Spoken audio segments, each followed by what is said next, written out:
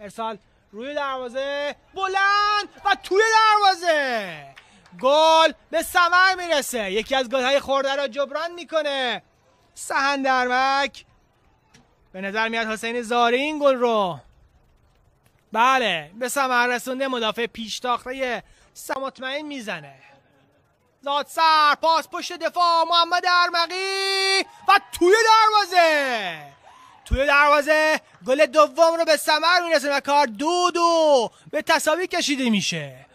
یه پاس پشت مدافع میندازه، نمیمونه از این حرکت، میتونه پاس بده دهانه دروازه و گل سوم برای تیم سهند به ثمر میرسه. حرکتی که از سمت چپ یاسر صابری انجام میده، پاس در عرضی که داده میشه و به نظر میرسه این پاس عالی. توپ رسید به حسین کوهگرد روی پای چپ، پاس به تیر 2، خودش از دروازه و توی دروازه پشت توپ زادسر قرار گرفته. این ضربه توپ رو به کنج دروازه میفرسته.